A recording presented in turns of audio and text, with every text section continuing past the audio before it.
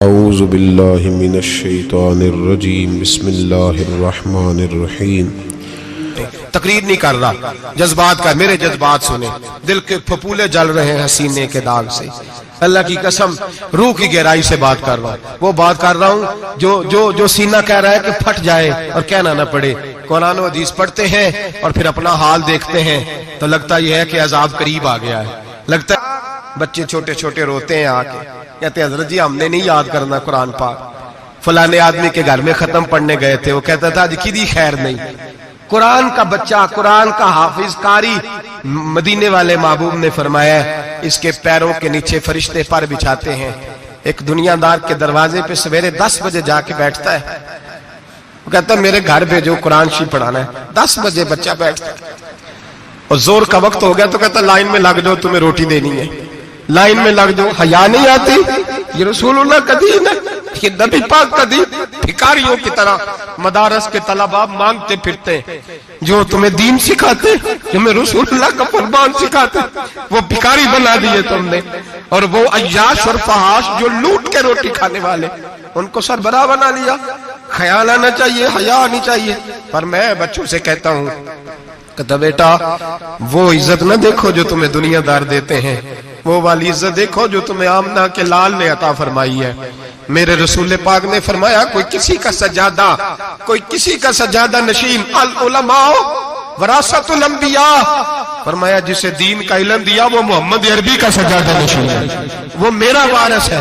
ہمیں کیا ضرورت ہے کسی کی جانب دیکھنے کی؟ خدا را ہم لوگوں کو دین سے دور کر رہے ہیں، مدارس بے آباد، گناہ پہ فخر، جعلی پیروں کے جعلی بیٹے بڑی بڑی بلڈنگوں پہ فخر کرتے ہیں، 1-1 کروڑ کی گاڑی میں بیٹھتے ہیں۔ مدارس کے بچے بیچارے نعت خواں تماشا لگا کے کسی گلوکار سے سر سیدھی کر کے آئے، اتنی سی اس نے داڑھی رکھی ہوئی، حیا نہیں، شرم نہیں، تماشا نہیں، اس نے لگایا ہوا ہے، اور وہ روز 10,000 20,000 40,000 لے کے جا رہا ہے۔ اور مدرسے کا طالب علم وہ دیکھتا رہتا ہے کہ گرمی آئی ہے تو کہیں سے کپڑے بھی آئیں گے کہ نہیں، وہ دیکھتا رہتا ہے کہ سردی آئی ہے، کوئی پوچھے گا بھی نہیں۔ اور امیر لوگ، کبیر لوگ آ کے پوچھتے ہیں، کہتے ہیں صاحب کل آدھے بچے ابا جی فوت ہو گئے، ان پہ ختم شریف پڑھنا ہے۔ ہم گناہ کرتے ہیں اور گناہ پہ فخر کرتے ہیں، ہم نے لوگوں کو دین سے دور کر دیا۔ اپنے اندر تقوی پیدا کریں اور اگر کبھی غلطی ہو جائے تو احساس پیدا کریں، گناہ پہ فخر نہ کریں۔ اتنا بڑا یہ جرم ہے دین کے علماء کی توہین کرنا۔ اعلانیہ ہوتا ہے، مجلسوں اور محفلوں میں ہوتا ہے، جگہ جگہ بیٹھ کے لوگ یہ غیبت کرتے ہیں، اس سے بچیں، آگے بڑھیں۔ ایک بہت بڑا جرم اور ہوتا ہے ہمارے زمانے میں، وہ ہے مذاق اڑانا کسی کا۔ کسی کا رنگ اگر کالا ہے تو کس نے بنایا ہے؟ اونچا بولے، کس نے بنایا ہے؟ قد چھوٹا ہے تو کس نے بنایا ہے؟ رشتہ دیکھنے آیا ہے بیٹی کا، بیٹے کا باپ ہے تو سمجھتا ہے کہ شاید میں فرعون بن گیا ہوں۔ رشتہ دیکھنے آیا ہے، کہتا ہے سارا کچھ ٹھیک ہے، شرافت بھی ہے، نفاست بھی ہے، بچی کا قد چھوٹا ہے۔ تجھے خیال نہیں آتا؟ تو اللہ سے نہیں ڈرتا؟ تو انچی ٹیپ لے کے پھر رہا ہے، تجھے احساس ہی نہیں بیٹیاں کیا ہوتی ہیں، تجھے خبر ہی نہیں بیٹی کتنے بڑے درجے کا نام ہے۔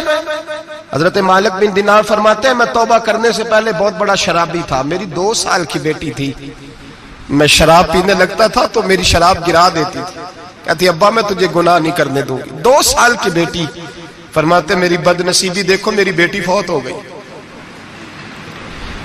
ایک رات میں خواب دیکھتا ہوں کہ دوزخ جنت کے فیصلے ہو رہے ہیں، قیامت قائم ہو گئی ہے، میرے لیے دوزخ کا حکم آ گیا، میرے پیچھے ایک بڑا سا اژدہا، بڑا سا سانپ بھاگنے لگا۔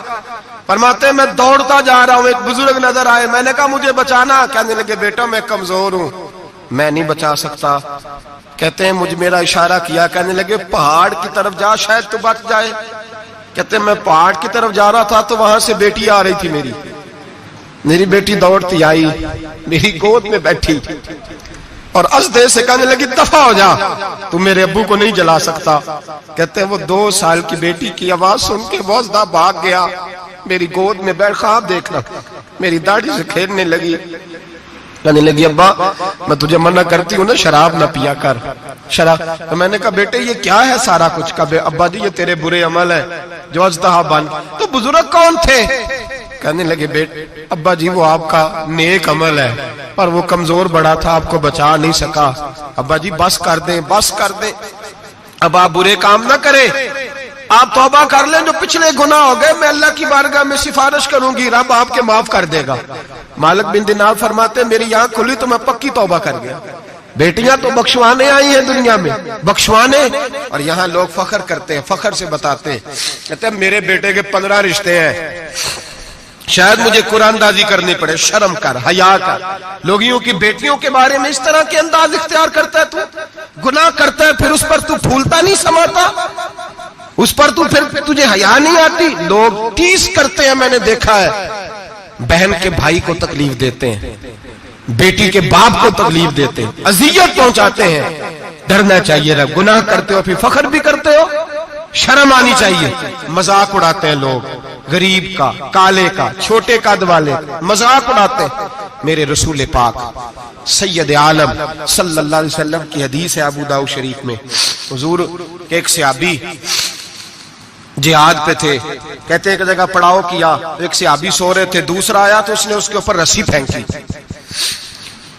وہ ڈر کے اٹھے, ہائے کیا ہو گیا, رسی پھینکی, ڈر کے اٹھے, انہوں نے سمجھا سانپ آ گیا ہے. فرماتے ہیں نبی پاک دیکھ رہے تھے, حضور قریب ہے, فرمایا خبردار مسلمان کو ڈرانا حرام ہے.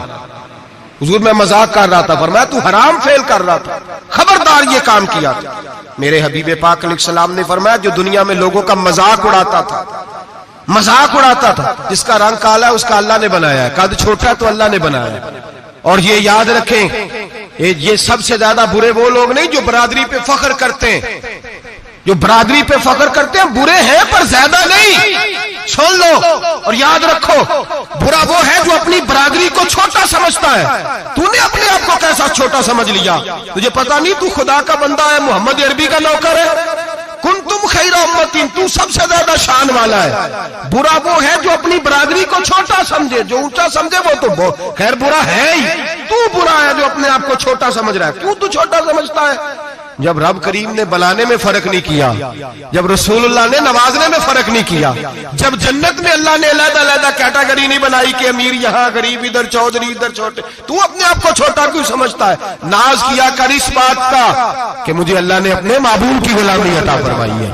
تو زیادہ بڑا مجرم ہے اگر تو اپنے آپ کو چھوٹا جانتا ہے, زیادہ مجرم ہے, احساس کمتری والا زیادہ ظالم ہے. یہ یاد رکھیں اور سمجھیں میری بات کو اور غور کریں. مذاق کرتے ہیں لوگ, او فلانی برادری کا میرے سامنے بات کرے گا, فلانی برادری, اور پھر تکبر بھی کرتے ہیں. میرے نبی پاک علیہ السلام نے فرمایا قیامت کے دن ایک آدمی کے لیے جنت کا دروازہ کھولا جائے گا, وہ دوڑتا ہوا جنت کی طرف جائے گا, جب دروازے کے قریب پہنچے گا تو دروازہ بند کر دیا جائے گا.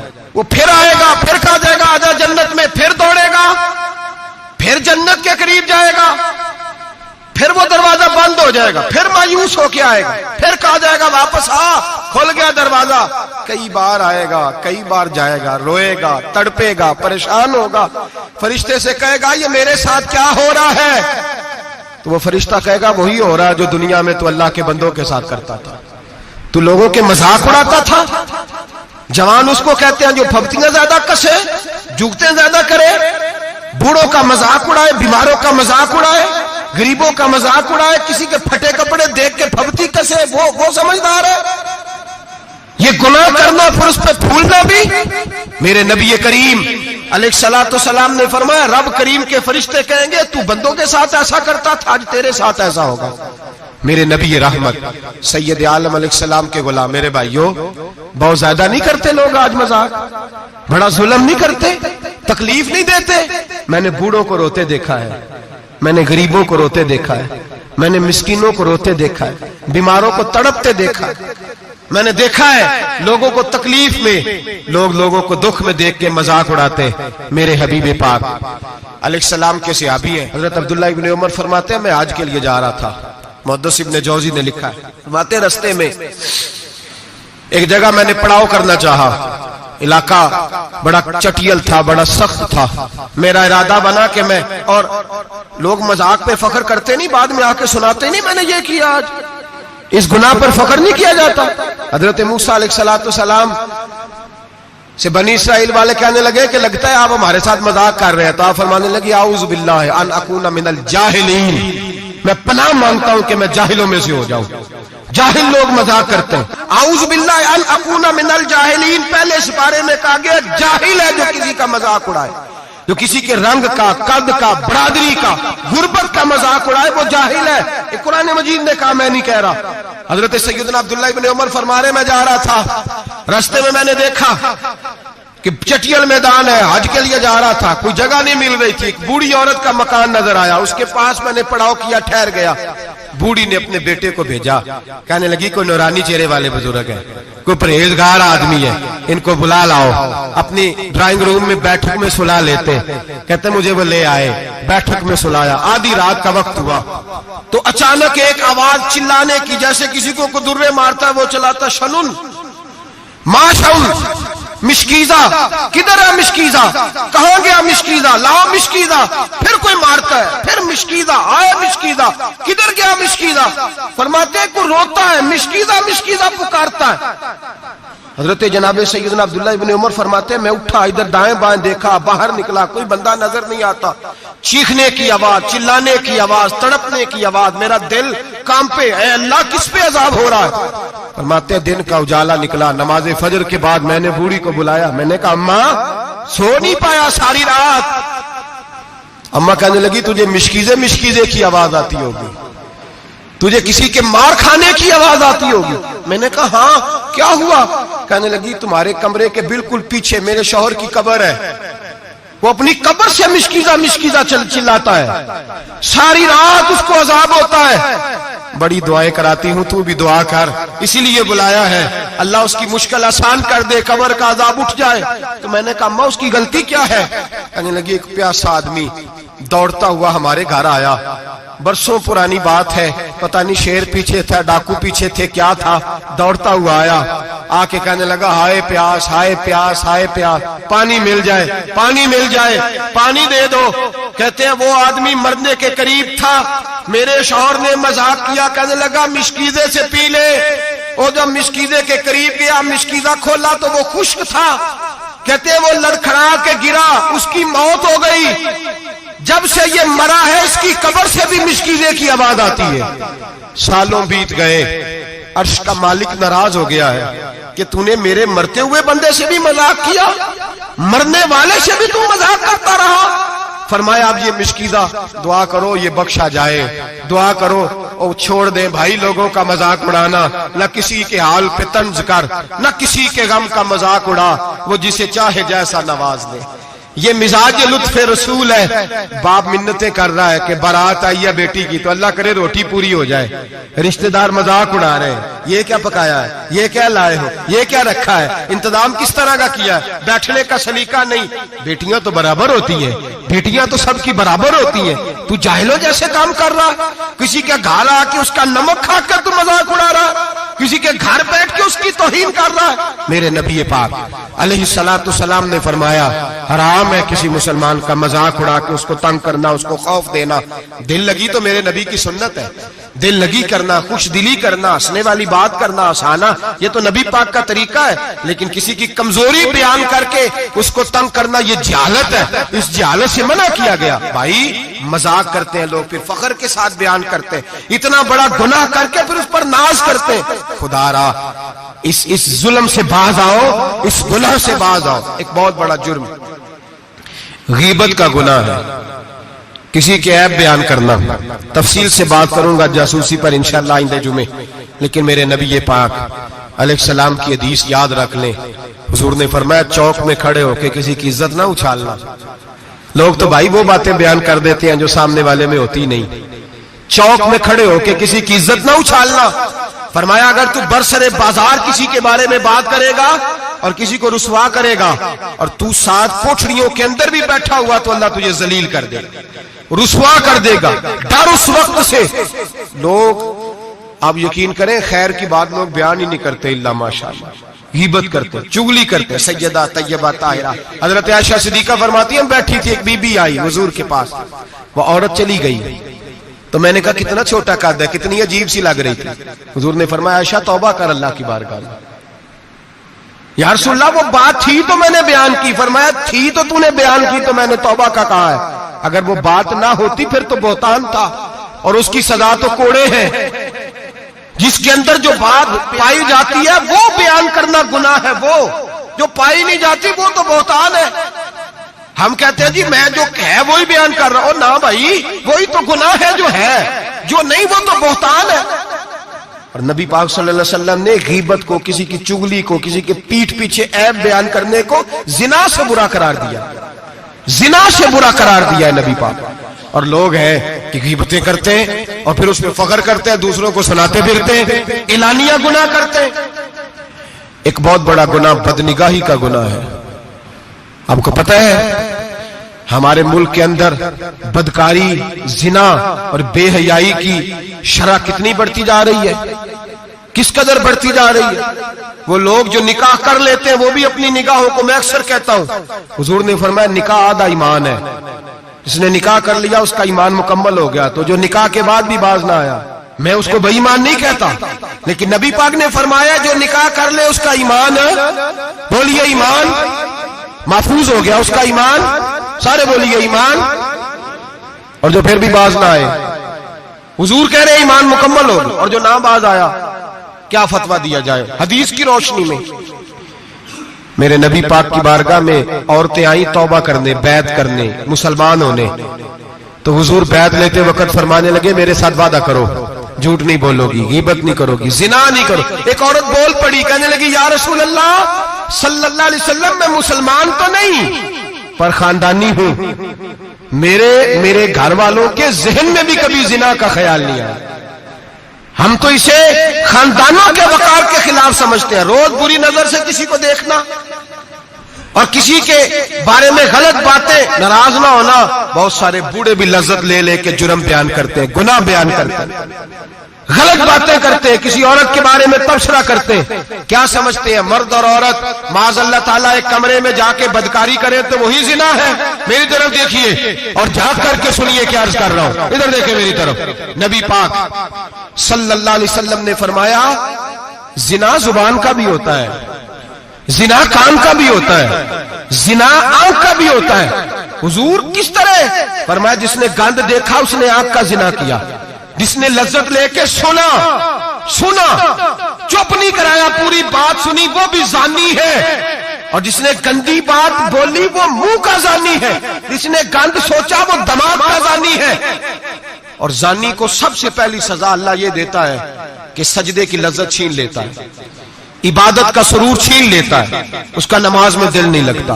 قرآن میں سب سے پہلی سزا اسے اللہ اپنے دروازے سے دور کر دیتا ہے. بھائیو آج ہمارے سجدے بے کیف ہیں, آج لوگ غلط جگہ پہ گھنٹوں بیٹھے رہتے ہیں. مسجدوں میں لوگوں کے دلوں کو گھبراہٹ ہوتی ہے, لوگ بھاگتے ہیں. میرے نبی پاک نے فرمایا تو نظر کو پاک کر لے, اللہ تیری عبادت میں لذت پیدا فرما دے گا. میرے بھائی یاد رکھ لیں اور سن لیں, سب سے کمزور آدمی وہ ہے جس کا ذہن پاک نہیں. سب سے کمزور آدمی وہ ہے جو کردار کا غلط ہے. ایک بات میں نے پڑھی, آپ یقین کریں میرا دل کرے کہ میں آگ لگا دوں اس عنوان کو جس پہ گندگی لکھی جاتی ہے, ان اخباروں کو, ان چیزوں کو جس پہ گند لوگوں کے دلوں میں. وہ انڈیا کی ایک وزیر اعظم عورت گزری تو کسی نے اس سے کہا کہ پاکستان نے تو تمہیں شکست دی ہے, تم جیت نہیں سکے بڑا ملک ہو کے. کہنے لگی کوئی بات نہیں, تھوڑا وقت ٹھہر جاؤ, ہم ان پر تہذیبی جلگار کریں گے, ان کے گھروں میں ننگا ناچ کریں گے, یہ گندی تصویریں دیکھیں گے, یہ گند میں الجھ جائیں گے. اور جو قوم گند میں الجھ جایا کرتی ہے وہ پھر کسی سے لڑنے کی طاقت نہیں رکھتی, اس کے اندر ڈٹ جانے کی ہمت نہیں ہوتی, اس کی غیرت کے جنازے نکل جاتے. دل کرتا ہے جل جائے, وہ جل جائے جہاں سے برائی پھیلتی, تباہ ہو جائے وہ علاقے جہاں سے گند ہوتا ہے. لوگ گند کی کمائی کھاتے ہیں, گند کی. ایکٹروں کے ساتھ کھڑے ہو کے فوٹویں کھچاتے ہیں اور گناہ پہ فخر کرتے ہیں, اور گندے لوگ کہتے ہیں اللہ کا فضل ہے ہم گند پھیلا رہے ہیں. ثم معاذ اللہ, لوگ گناہ پہ فخر کرتے ہیں چوکوں چوراہوں میں. محمد بن قاسم آئے ہندوستان پہ راجہ دہر کے مقابلے میں، نوجوان میری طرف دیکھے اور صحیح ہو کے بیٹھے، خاصے صحیح ہو کے بیٹھے، تقریر نہیں کر رہا، جذبات کا، میرے جذبات سنیں، دل کے پھپولے جل رہے ہیں سینے کے داغ سے، اللہ کی قسم روح کی گہرائی سے بات کر رہا ہوں، وہ بات کر رہا ہوں جو سینہ کہہ رہا ہے کہ پھٹ جائے اور کہنا نہ پڑے۔ قرآن و حدیث پڑھتے ہیں اور پھر اپنا حال دیکھتے ہیں تو لگتا یہ ہے کہ عذاب قریب آ گیا ہے، لگتا ہے زمین پھٹنے والی ہے، آسمان گرنے والا، لگتا ہے قریب آ گیا ہے سارا کچھ۔ سمجھے کیا عرض کر یہ بات اگر آپ سمجھ گئے تو قیمت وصول ہو گئی، اس کو سمجھ گئے تو سمجھ لیں آپ کے مزاج کے اندر اللہ نے تبدیلی پیدا کر دی۔ محمد بن قاسم 18 سال کا جوان، ایک عورت کی عزت پر راجہ دہر ہندو نے حملہ کیا، محمد بن قاسم بچانے آئے، جب ہندوستان آئے فوج تھوڑی تھی، علاقہ تھوڑا تھا، راجہ دہر کی فوج بہت زیادہ، اور پھر اپنا عرب چھوڑ کے یہاں آ کے ہندوستان میں اس کے علاقے میں اس پہ حملہ کرنا، حالات خراب تھے۔ محمد بن قاسم پریشان ہے، ایک بزرگ نے دیکھا، کہنے لگے پریشان کیوں ہو؟ کہنے لگا سوچتا ہوں علاقہ بھی اس کا، فوج بھی اس کی، میرے فوجیوں کو تو رستوں کا بھی نہیں پتا، کیسے جنگ کریں گے، کدھر سے آئیں گے، اور پھر ہمیں زبان بھی نہیں آتی، کیسے کام ہوگا، ڈر رہا ہوں۔ 2-4 دن گزرے تو محمد بن قاسم اشاش بشاش ہو گئے، وہ بزرگ کہنے لگے خیر ہے، بڑے مطمئن ہو گئے ہو، کہنے لگے بس راجہ دہر ہم سے مقابلہ نہیں کر سکتا، راجہ دہر ہمارے مقابلے میں کھڑا نہیں ہو سکتا، وہ گرا کے گرا، وہ لڑکھڑایا کے لڑکھڑایا، ریزہ ریزہ ہو جائے گا۔ آپ کو کیسے خوشخبری مل گئی؟ کہنے لگے مجھے پتا چلا ہے کہ راجہ دہر ذہن کا گندا ہے، وہ تو چچا کی بیٹی کو نہیں چھوڑتا، ماموں کی بیٹی کو نہیں چھوڑتا، خالہ کی بیٹی کو گندی نظر سے دیکھتا ہے، جس کا ذہن گندا ہوتا ہے وہ کسی کا مقابلہ نہیں کر سکتا، ہمیں فتح ہوگی، فتح، وہ گرے گا۔ وہ بزرگ کہتے ہیں میں سمجھ گیا کہ واقعی سے فتح ہوگی۔ آج کشمیر کیوں آزاد نہیں ہو رہا، فلسطین میں آگ کیوں لگی ہوئی ہے؟ مسلمان جب تک ذہن کا گندا ہے کمزور ہے، جب تک ذہن کا ناپاک ہے کمزور ہے۔ حضرت سعد بن ابی وقاص رضی اللہ تعالیٰ عنہ فرمایا کرتے تھے اللہ مسلمان کی مدد اتنی دیر تک کرتا رہتا ہے جتنی دیر تک مسلمان کا ذہن صاف رہتا ہے، کردار پاک رہتا ہے۔ آگ اس لیے معاشرے میں لگی ہے، نوجوانوں تم کہتے ہو کامیابیاں نہیں ملتی، اسے کیسے کامیابی مل سکتی ہے جس کا ذہن ہی صاف نہیں؟ وہ کیسے دنیا کی بازی جیت سکتا ہے جس کی نگاہ ہی پاک نہیں؟ وہ کیسے آگے بڑھ سکتا ہے جس کے کردار میں پاکیزگی نہیں؟ اپنے آپ کو پاک کر لو، اللہ ہر مشکل میں تمہاری مدد فرمائے گا، ہر رستے میں تمہاری مدد فرمائے گا۔ اور میں نے کہا جب آدمی ناپاک ہوتا ہے تو رب کریم اس سے عبادت کی لذت چھین لیتا ہے، اور اللہ کی سب سے بڑی سزا یہ ہے کہ کسی کو سجدہ نہ لمبا کرنا دے۔ رب کریم سب سے زیادہ اس سے ناراض ہے جس کو قرآن پاک کے کھولنے کی توفیق نہ ہو، سب سے زیادہ رب کریم اس شخص سے ناراض ہے جو اللہ کی بارگاہ میں جھکنے کی لذت چھوڑ جائے۔ میرے نبی پاک سید عالم علیہ السلام کے صحابہ لمبی عبادتیں کرتے تھے، لمبی۔ کسی نے کہا تھا روم کے بادشاہ تھے کہ یہ مسلمان فاتح کیوں ہو جاتے ہیں؟ تو اس نے کہا میں نے مولا علی کے زمانے میں جاسوسی کرائی تھی، پتا کیا تھا کہ ہر میدان میں کامیاب کیوں ہوتے ہیں۔ تو کہتے میں نے دیکھا یہ دن کے مجاہد ہوتے ہیں پر رات کے عابد ہوتے ہیں، ساری رات عبادتیں کرتے ہیں۔ فرمایا رات کو جب اپنے رب کو راضی کر لیتے ہیں تو سویرے خدائی طاقتیں ان کے ساتھ ہو جاتی ہیں۔ ہم کہتے ہیں ہماری چلاکی سے کامیابی ہوگی، ہم بڑے تیز ہیں، ہماری حکمت عملی سے کامیابی، سیاست سے کامیابی۔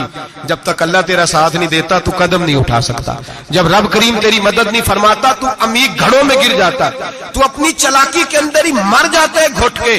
میرے بھائی جب تیرے اندر لذت ہوتی ہے، صلاح الدین ایوبی، سب بولیے رحمت اللہ تعالی، حضرت صلاح الدین ایوبی بہت بڑا صوفی، بہت بڑا مجاہد، بہت بڑا دلیر، لیکن کمال یہ تھا کہ میرے غوث اعظم کے مدرسے سے تعلیم پائی تھی، علم، روحانیت، تقوی، پرہیزگاری شیخ عبد القادر جیلانی کے ادارے سے سیکھا تھا۔ صلیبی جنگیں ہو رہی تھی، عیسائیوں کے ساتھ لڑائی ہو رہی تھی، صلاح الدین ایوبی بڑے پریشان تھے، بڑی اذیت میں تھے، بڑی تکلیف میں تھے۔ اے اللہ کیا بنے؟ اچانک پتا چلا کہ ایک بحری بیڑا آ رہا ہے عیسائیوں کا، اور اس کے اندر تلواریں ہیں، نیزے ہیں، بڑا کچھ ہے۔ صلاح الدین ایوبی پریشان ہو گئے، کہنے لگے پہلے ہی مسلمانوں کے پاس اسلحہ کم تھا، پہلے ہی پریشانی تھی، اب اور آ رہا ہے سامان، کیسے کام چلے؟ پریشان ہوئے۔ میٹنگ نہیں بلائی، کابینہ کا اجلاس نہیں بلایا، سیاسی حکمت عملی نہیں بدلی، مسجد اقصیٰ میں چلے گئے، ساری رات رو کے گزار دی۔ اے اللہ میں اپنے لیے نہیں آیا، تیرے رسول کے دین کے لیے آیا۔ اے اللہ مجھے اپنی کوئی فکر نہیں، تیرے نبی کے دین کے جھنڈے کی فکر ہے۔ خداوندہ اے اللہ تو میرے نیتیں میرے ارادے جانتا ہے، مہربانی فرما، مسلمانوں کو قوت دے، کفر کے دل میں روب ڈال دے۔ سویرے صلاح الدین ایوبی اٹھے، مسجد سے باہر نکلے، ایک نیک پارسا صوفی بزرگ سے سامنا ہوا۔